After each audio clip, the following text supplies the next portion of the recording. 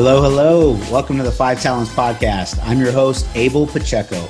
I interview the top commercial real estate investors and industry experts so you can learn from their experiences. So if you're an investor, a high W-2 earner, or real estate or tech sales professional that wants to invest in real estate without having to manage properties or leave your day job, then this podcast is for you. Or if you're already investing in real estate, but you're doing it part-time and you want to become a full-time multifamily or full-time commercial real estate investor, this podcast is for you too. You're going to learn a ton. You will learn from real-life multifamily investors and other professionals in the industry. They're going to share their blueprints for success, and I'm super excited that you're here. So I hope you enjoy the show.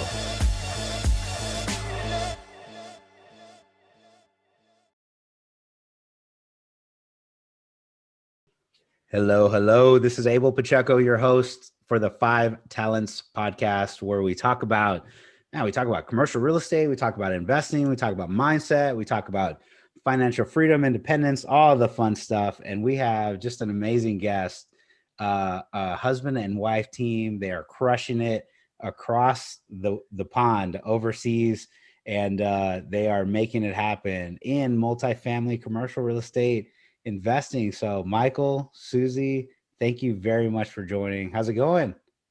It's going great, Abel. Thanks so much for having us on the show. And this is really awesome. Really excited to provide value to your listeners, both on Facebook and via your podcast.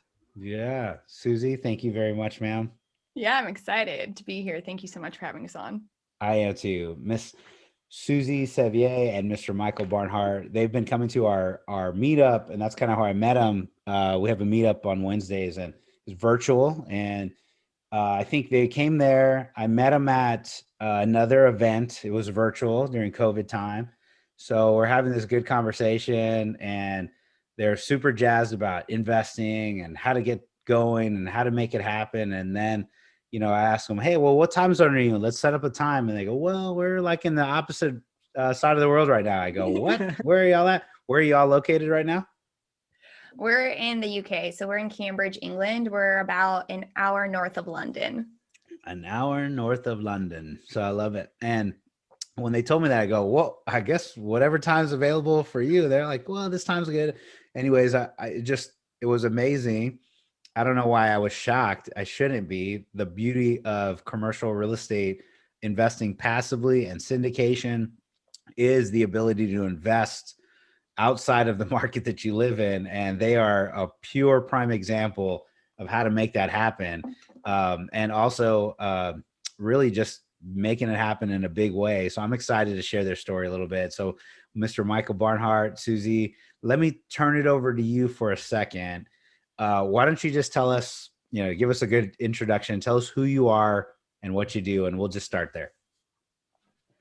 Yeah, absolutely. So Michael and I are even all the way across the pond because Michael is active duty Air Force. And so he's getting his PhD over at the University of Cambridge. And so that is what has brought us here. So before we were in Colorado, Michael was teaching. And then once we return, we will go back to Colorado Springs again so that Michael can finish out his career as a professor at the Air Force Academy.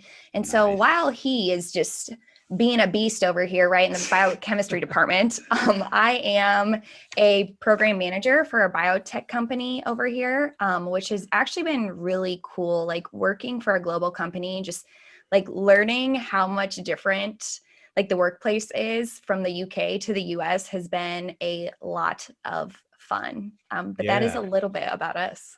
That's awesome. Well, thank you for your service, Michael. And Suzy, that's awesome. I guess the biotech side of it. I worked with a company for years, about 10 years, a company called Rackspace, and they had an office in the UK. So it was across the pond, and everyone said, cheers, cheers. And anyways, on that, it was a different culture. It was a different entity, a different, group of folks. We all had the same common goal, but it was just the little differences here and there. It was really cool to see that culture and, work with them. They worked at night, our nighttime, and vice versa. So we were 24 hours that we served clients, but that's awesome. It's awesome to hear. Wow. So biotech, what in the world? What are you doing over there?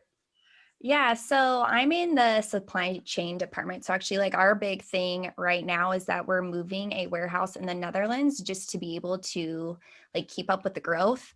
But my company is all on like the impact on human health. And so we make like DNA sequencing machines, and we're just, I guess, like all about science is the best way to put it, and just making sure that like women with infertility issues or any genetic issues, like we are just creating the machines to like break it down a little to be able to figure out more about how like doctors in the world can like help with those issues. That is awesome. I don't know much about, what you do. However, I did in tech when the infrastructure became available, computer hardware tech back in the days, 10, 15 years ago, before before super fast, super ultra, fast processing, it used to take it cost like $1 million or something to break down a genome. And now it costs like $5,000. And the difference of $1 million to break one down 20 years ago versus today, $5,000 or something less, has created this super amazing opportunity for companies and people like you to kind of do what y'all do and serve, which makes a massive, impact on humanity. I love it. So that's really cool that you get to have that impact. And then I think about that's length of time. That's the same length of time before we were allowed to do syndications. Syndications were new like in 2012. As things change, new opportunity comes about. People have the opportunity to capitalize, and I know you're definitely doing that. So we'll talk about that in a minute, but thanks for letting me share it. So Michael, thank you for your service, brother. Thanks, Abel. I appreciate the support. Thank you for your service. Man, thank you very much. And so tell me a little bit about your side. So you are going to be, so Air Force, and then what else did you mention? You're something crushing it over there too. No, so as I'm approaching like the back end of my career in the Air Force, I'm moving into a more non-traditional military career. I spent before coming here, spent several years teaching at the Air Force Academy, genetics and molecular biology. And they want me to continue teaching, so they sent me to get a PhD. And so now that's why I'm awesome. here, getting a PhD, and then I'll return back to the academy where I'll finish out my military career. As a civilian. Well, I'll return back as a military member. Okay. Finish out my 20 years there. Oh, okay. That'll be my last tour. I get it. They're like, hey, we don't want to send you. You're not. You're too smart for this. I need you to teach everyone. So let's go get your PhD. And I'm going to spend your rest of your 20 years here in service as an educator. A smart mind. What a smart couple. You guys are amazing. Do y'all usually get that kind of response when you tell people what you do? I don't know. I mean, I'd love to say yes, but right when Michael says PhD at the University of Cambridge, people are like, what? What do you mean? Well, I think both of y'all, I mean, geez. So anyways, this is awesome. I'll tell you one thing, Abel, just real quick. Like, it didn't come from, I don't know if you saw my LinkedIn post, but it didn't come from getting the highest test scores or getting the highest grades in class, right? It was the constant showing up, the constant working really, really hard at something and being present all the time and working towards those goals, right? That's what it came from. I don't have some raw talent where I can just score really high on tester or get really good grades and things like that. I had to work for it, right? Yeah, I love hearing that because some people might say, "Oh, well, if I wish I was only that smart." I don't like hearing that. Or I wish I was in his position, or I wish my dad was this, or I wish that background. I go, "Hey, man, it wasn't. You didn't have it. So what are you going to do? I mean, your kids, do you want them saying, I wish my dad was that too?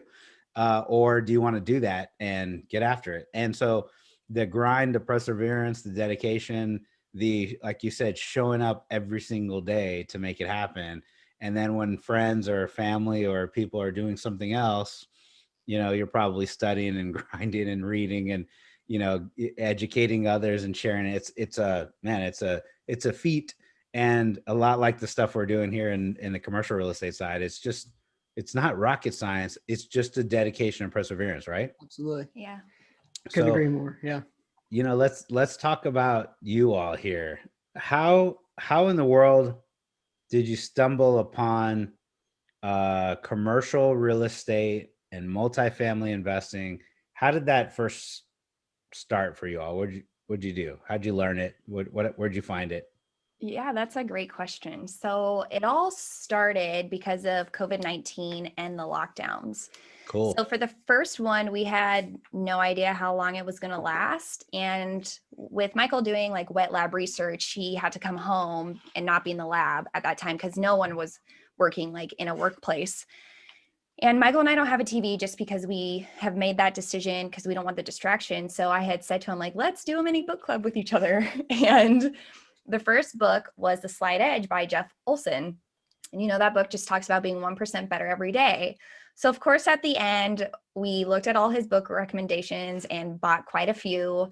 And one of those books was Multiple Streams of Income. And in that book, Robert Allen talks about real estate investing. And Michael had just looked at me and he's like, we've got to do this. It was like very like, he wanted to pounce on the prey. He's like, this is ours. And so like, that's where the idea came. But from there, it was like listening to podcasts, finding more books about it. And then one brave day, like Michael made a Facebook post in a Facebook group that had to do with real estate investing. And a lot of people commented on it and said like, yes, you can do it. Here are some other people doing it from overseas. And through that comment section, I guess somebody's like, hey, there's a conference coming up soon, right? It was Bill Allen's Veterans REI Conference. And during that conference, we learned about multifamily real estate investing. We learned about short-term rentals. We learned about BRRRRs and fix and flips and house hacking. And in that time, like Whitney Sewell was the one talking about multifamily. And that's really where the seed was planted, like for Michael, because Whitney Sewell, because we had like a one-on-one-ish with him. And he said, like, you don't have to start with single family. You can go straight into multifamily. But because everyone was talking about single family and how like that's what you do when you first start, we went to take that approach. We had set up a team and everything like in a Midwest city, and an inland hurricane went through, and we never thought that that was going to happen. And so the two properties that we had under contract fell out of escrow because we couldn't get the financing due to not being able to get contractor bids. And we couldn't get contractor bids because they were working on rebuilding the city, which was totally fine and understandable. But so then Michael and I like looked back at our 5-year goals, which were going to be like buy 25 single family homes and sell them 1031 into a multifamily. And he was just like, he had remembered what Whitney Sewell had said, where he was like, okay, well, you can just start with multifamily. So yeah, we jumped in. Yeah. And like from That's there, awesome. yeah, we just started going to like different meetups. And that's where, we went to Brian Briscoe's, and then we found yours because like, well, for one, the afternoon meetings just work really well with us from the time zone change, but like there's just so much value in those and so many connections and introductions and conferences and other meetups that we found out about through them. That's awesome. Okay, so let's break this down, right? Because Yeah. and real quick before we even break it down, what are y'all owners in today? What do you own today? So we own 88 unit B- asset in Tulsa, Oklahoma. Boom. So 88 doors, no single family. Passive investing first? No, we didn't. No, pass but it just down. right. Let me jump right in. So in other words, you're part owner of an 88 unit apartment complex. How many millions of dollars was it? The purchase price was 4.375. $4.3 million, just a little 4 milli.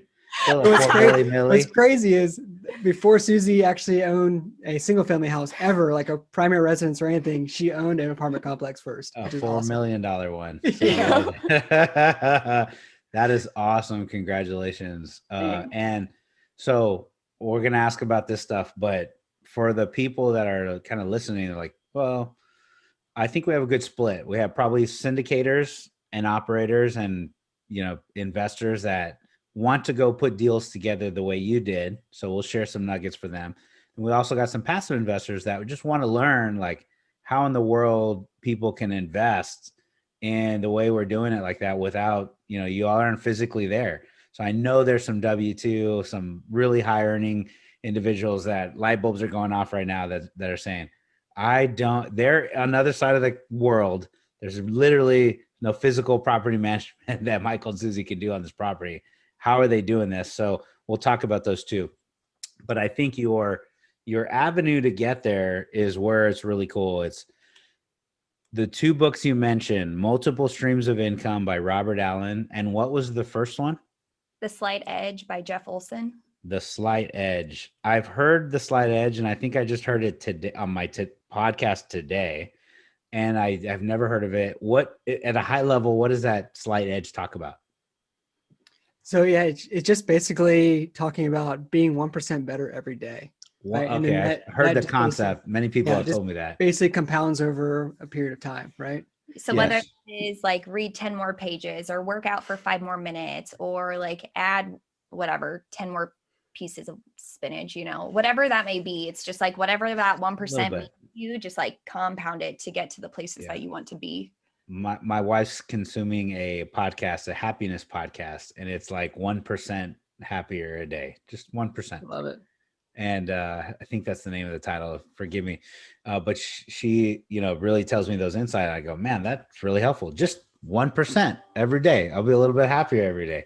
And anyways, the Multiple Streams of Income by Robert Allen. I think I've heard of that one, but I already, there's the book, there's the concept. Tell us about Multiple Streams of Income, the book or the process, so investors can get this. Yeah, so the book is kind of broken down into 3 different sections, and the first section is all about the stock market. And he breaks down different ways to invest in the stock market, index funds, option trading, things like that. He talks about like the really stable stuff and then getting to risky, right? And he kind of does the same thing. The second part is all about real estate. And then the third part is all about like marketing yourself and like what you can do, like write a book or like, affiliate marketing, things like that. Just to get those little trickles, because those trickles of income come together, they form larger and larger streams and then eventually rivers, right? But yeah, getting to that second part of real estate, the first part, I was like, the first part about stock market, I was like, cool, yep, invest in the stock market. Second part, real estate, we're like, man, he makes it sound really, really easy. I was like, we could definitely do this, right? Obviously it's not as simple. I mean, but if you put in the work, it can be very simple, right? You just have to put the work in to get educated and actually take action. Like having a PhD and, from Cambridge, it's just, it's exactly. Michael he didn't have the PhD going in. You're a normal, regular, everyday guy, but you did it every single day and you took it and you consumed the education and learned it. And then now you are, right? You're right. So, yeah. And so the saying, oh, that sounds pretty simple. Let's build the multiple streams of income. And I love that summary that you gave. Multiple streams of income turn into rivers. And that's what we want. We want these little bitty streams of income to turn rivers. I've heard, somewhere that the average millionaire has like 7 streams of income or something like that. My buddy told me that when we did our first, I was a co-founder for a small tech company while I was at work working full time. And we started a small tech company and co-founders there and just kind of started it because we go, yeah, well, I need another stream of income. Like, why should I not do that? I already had a couple of properties, smaller houses that we were renting out. And I was like, oh, I got 1, 2, 3 streams of income. I need another one. And people at work were like, you're doing another startup? Like, yeah. When? I go, Monday through Friday from, 6 p.m. till 10 or 11, and then Saturdays and Sundays. They were like, okay, hey, you want to watch the game? I go, no, I don't have any time for the game. You want to go over here to the week, for the weekend? No, don't have any time. And anyways, that's kind of how we got started on a bunch of different stuff, just extra hours, right? Absolutely.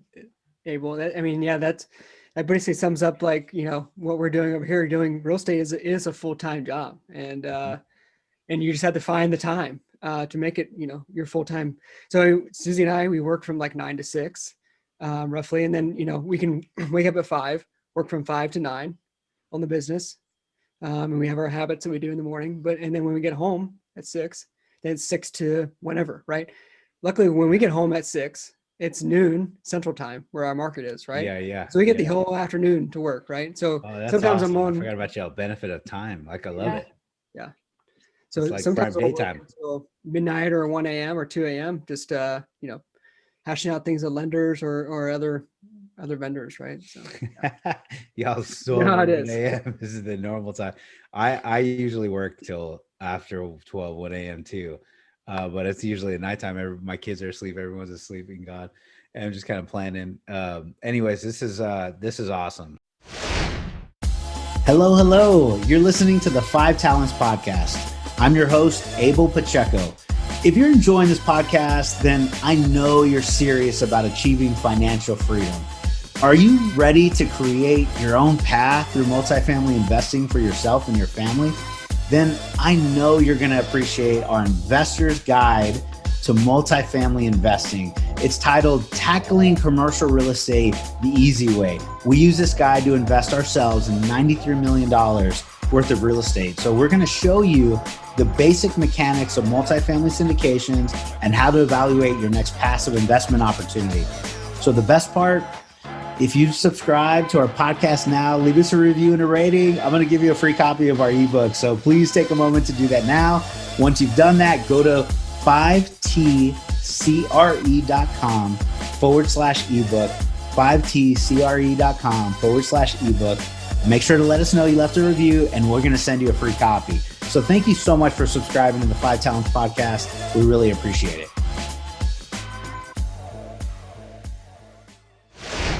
So from a perspective of the way you got started, you read those books, you realized multiple streams of income, you took a leap, I heard, podcast, and then a group post. What was the post that you put out there?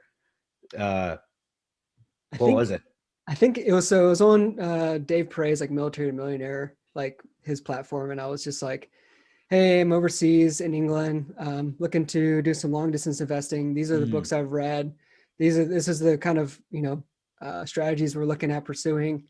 Yeah. Anybody have any suggestions or something like that? And then, when you said that was a leap, was that because y'all are pretty introverted or not naturally extroverted, or you're not social? You didn't put stuff out on social before, or what is it? Yeah. Well, I was going to say, I think a big part of it too is that like we weren't hearing a lot of people investing from overseas. So it was like, will this actually work? Are there other people out there? Like, can we do it? I mean, there is a level of introversion as well, right? Like, because what was going to happen after that? Where we were like, would people even respond? Like it's a whole like number of limiting beliefs, I guess, within the one post. Yeah. Yes. So, okay. I understand now the leap even more, right? It was like, hey, can we do this, invest overseas? But now when I think about the social part of what you all are doing, you've taken that, you connected with some folks. Sounds like you spent some money somewhere along the way, or if not money, invested a lot of time, conferences, education, meetups, learning. Why do all that stuff? Why was that necessary for you? So it was necessary for us for a couple of reasons. So like the first one was because we being over here, like people already thought it was like kind of weird, right? So we knew we had to be consistent. And what consistency means for us is like showing up in the spaces over and over and over so that people knew that we were serious, right? Because with multifamily investing, I mean, especially syndications and being on the general partnership team, like you also have to be able to raise money. And that was something that we knew was going to come from like our outside network, because our friends and family were not going to be the ones investing with us. Yeah. So there was the whole aspect of we have to get to know all these people because the touch points are more important, especially for us being so far away. But then also like once we found out like what real estate investing can actually do, like we knew that we had to be in this space, right? Like the impact that you can make while leveraging real estate just blows my mind. I mean, I know for Jeff Olson's book, we were talking about like being 1% better every day, but like think about it in this way, like, right? So there are almost 8 billion people on this planet. And if all of us were just like gave a 1% impact to somebody in our lives, think about how astronomical those positive impacts would go, right? Like it would create a great ripple. And so once we figured that out, like, oh, wow, like if we can impact the families in the assets, our limited partners, like other general partners who just need introductions, all of those are impacts, and all of those are important because together we're all doing like these great things to make a difference really in the world. That's awesome. I love the way you're talking about it, and it is more than investing and making some money, but there's a way to have a serious impact, in a lot of different ways. Even if you don't really go out for impact. You think about all the jobs and all the streams of income that our investments provide, and help the literal community, that the people that are living there, the renters in that community, and then the community outside of that apartment complex. There is, our investors, number one, are doing well, and think about the dreams that they're achieving, or their child's college education, or their future retirement. So you're affecting every one of their personally. But then when you send an offer out, there's a broker, and the broker's family is impacted, and then you have the lawyers that are writing all the stuff up, and their families that are impacted. Property, condition assessment, the engineers, the contractors, the people helping with rehab, the property managers, the people that are working on site. Now you have all the residents in the community that are there. We're investing a lot of money in addition to buying it, but we're usually putting in rehab and making it better. So it's nicer. It's more safer, comfortable, clean, in a nice, working class. Even if it's not luxury, it's nicer than when we bought it. And then it improves the property values all the way around, and better community, lower crime rate, all the good stuff. So that's awesome. I love it. Right. And like that return on impact is like immeasurable, right? Like you can never actually figure out what that is all worth. And then with that too, like we're also, because we're like impacting so many people, like we're also creating an environment where people are then like hopefully thriving instead of just surviving, right? Like there's like that level too, because when you no longer even have to just think about your basic need, which is shelter, like everything just everything about your mind changes. Yeah, once your basic needs, and then you have overflow or abundance. Now you can actually give to other people, and you're right, it's immeasurable. I love that. Okay, this is awesome. So how in the world did you buy an 88 unit apartment complex? Tell me what in the world, how does this happen? Well, don't you know, you just go and you search it, and then you submit an offer, and then you close. That's it.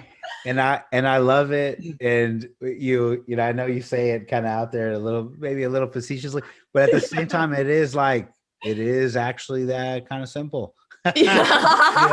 Once you learn the mechanics and what you're doing. So yeah, tell us about your process. How did this happen? Yeah. So, first, just getting into the market was a challenge, being overseas.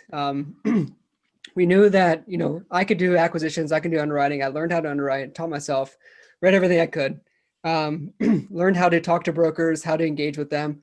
And Suzy was working on the other piece, our thought leadership platform, our marketing, and also dealing with all the investors, right? Like reaching out to more and more investors. And so we knew that we could do majority of it. However, one piece that we were missing was a boots on the ground partner, right? We need somebody there to walk the asset, touch the asset, take pictures for us, basically do everything, we need them to do that we can't do physically, right? Especially with COVID and the travel restrictions, things like that. And so we found a boots on the ground partner. And then from there, we just started, connecting with more and more brokers, submitting more and more LOIs. And then we were submitting LOIs with one broker, and he brought us another deal. We underwrote the deal. We walked the property. Well, our boots on the ground walked the property. He really liked the property.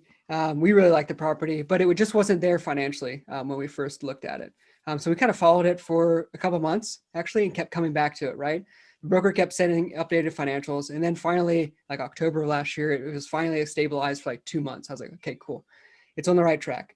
Of course, everybody else noticed that at the same time, and everybody submitted LOIs at the same time because they all wanted agency debt, right? Because if it was trending towards 3 months of stabilization, then they can obtain agency debt.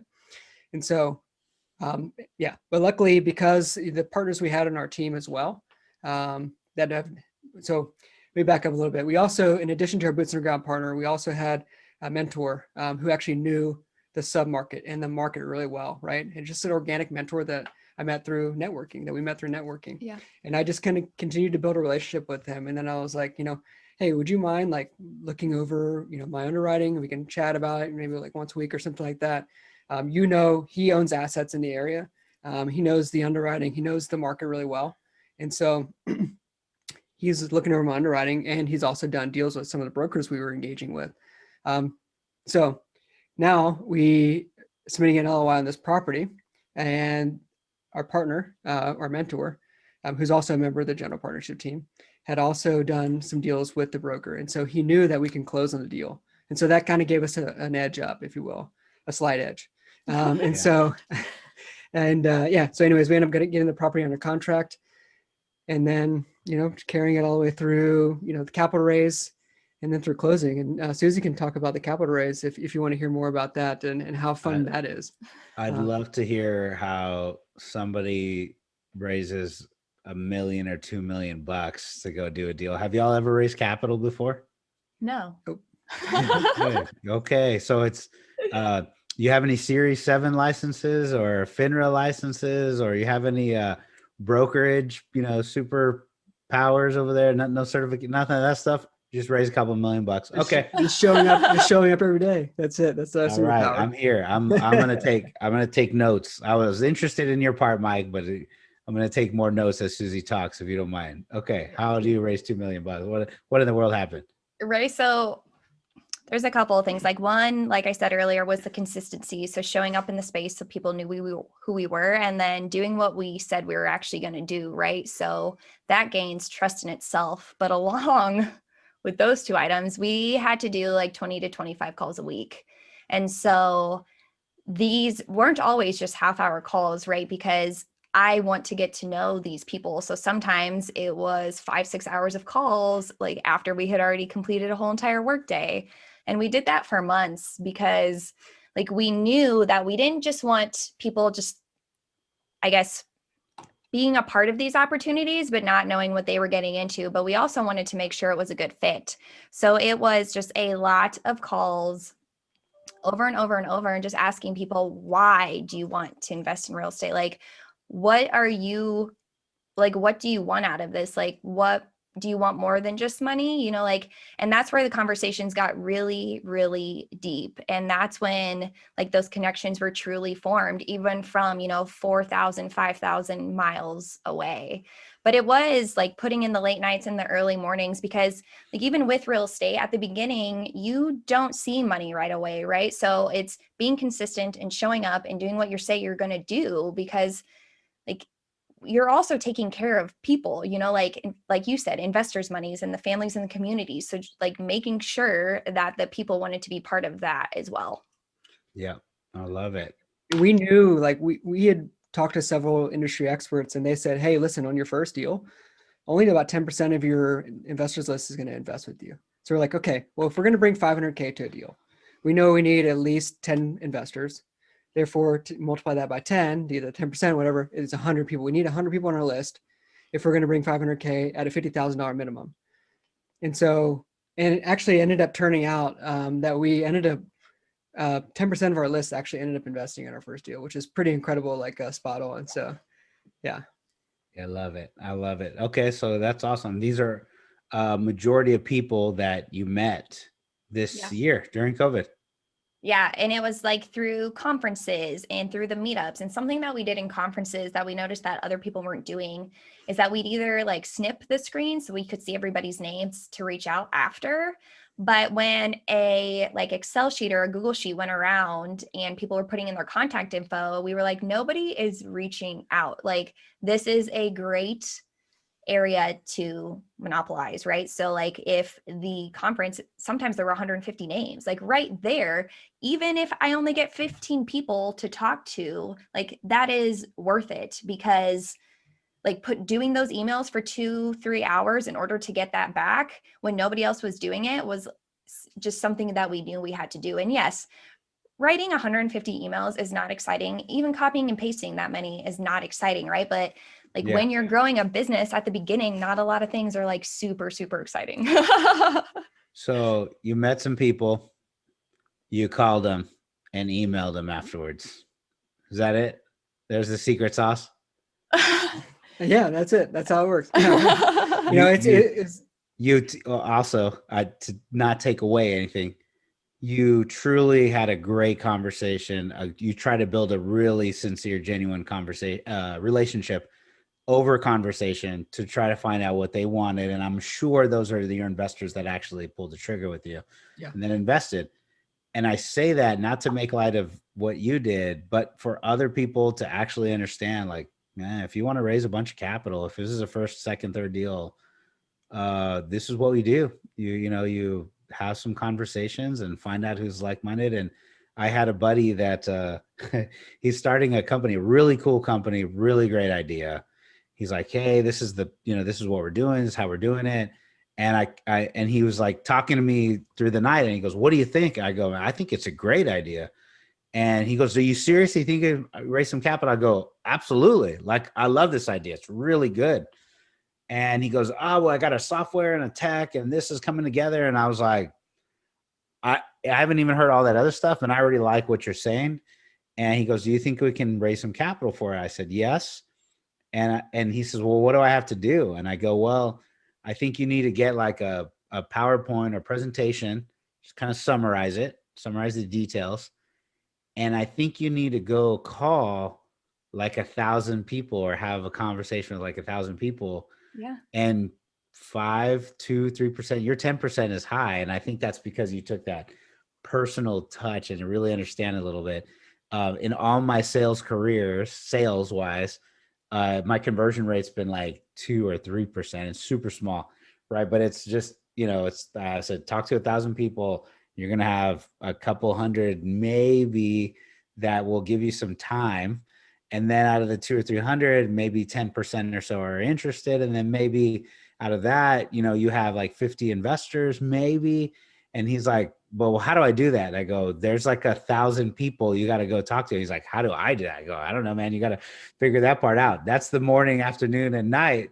And there's no shortcut to that. If you want to find a bunch of people to raise a bunch of capital, you got to go have this big, you have to talk to a bunch of people. You got to make calls. And then a bunch of people told you, I want to say no, but they didn't move forward. That's okay. Right. They're like, it's not the right time. They'll probably move forward later. And anyways, it's as awesome to hear because it's just the truth. And, you did amazing. I'm super excited for you. I'm pumped for you. I'm thankful you spent some time to share your story here.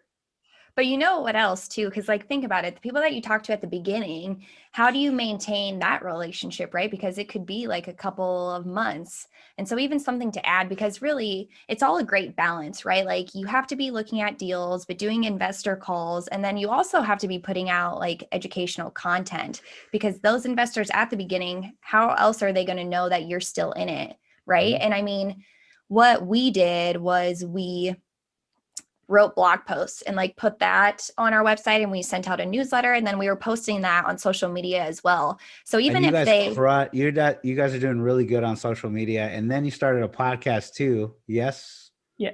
So our podcast, you're starting one. Sorry. I don't mean to steal your thunder. I'm like, wow.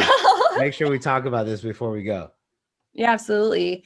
But I was just going to say, like, even if the people don't read it, they at least see that you're posting and they see that you're still putting out that content. But what we found too, which progressively grew, was that like at first blog posts like worked really well, but now like what Michael especially has gotten very heavy on is posting videos, right? Because people can have the volume turned off but still read like what you're saying, and it's visually more stimulating, so you want to watch it. So then we progressed to videos, and from there, actually at the beginning of the year, we're like, we'll launch a podcast maybe at the end of the year. And then all of a sudden I was just like, no, like there is so much impact that needs to be made that we are going to launch a podcast way sooner. And so that's just what we did, right? Like one day when we were guests on somebody else's podcast, I'm like, if I say it, it has to happen. Like I'm just going to put it into the world for it to occur. And so, yes, I mean, today is May 21st, and we will have our podcast launched by June 1st, and it is called The Adventures of a Real Estate Investor. And the people that we interview like are industry experts, but they are also creating huge impacts like in their families' lives, in their communities, and in communities in other countries. And so just so that people can like truly understand like what impacts can be made while leveraging real estate investing, that's how I guess our podcast was born. Boom. Super excited. Super pumped. I'm stoked for you all, and y'all continue to crush it. Just keep going. I know you will continue to show up. So I'm super excited. Is there anything else we didn't cover today that you're hoping to cover, something I didn't ask about and we just didn't get to? So I'll talk about a little bit more about the video stuff. So, Sure. Suzy mentioned the videos that I've been releasing on LinkedIn. They've been good. I like them. Thank you. I appreciate that. And I've got like a really great response for them. And so because of that as well, we're launching a podcast on June 1st. Well, on June 15th, we're also launching a YouTube channel. So June's going to be a huge month for us. And so, right. We have quite a bit of content recorded, and we're going to be rolling out, 3 videos a week. And we're looking forward to that. It's going to be a lot of fun. Boom. I love it. So good work. Congratulations. I'm excited to watch your journey and look forward to working with you all in the future. Yeah, no, I'm super excited. And even just for somebody who's wanting to get into the space, like it is really scary to post at the beginning if you're not used to it. But I promise, like with practice, it becomes more comfortable and more people will start to read it.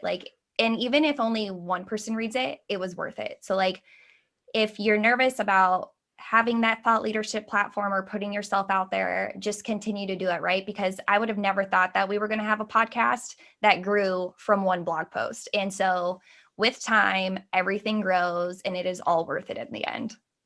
I love it. Yep. I love it. Well, thank you very much, Suzy. Thank you very much, Michael, for joining. It's been a pleasure. Truly appreciate it. And again, my name is Abel Pacheco. I'm your host of the 5Talents podcast. I hope you heard something today that provided some value. I believe it did. I took a bunch of notes myself and I was super excited. So Michael, Suzy, thank you. Yeah, thank you so much. It was a pleasure to be on. Thank you, Abel. So much fun. Bye-bye.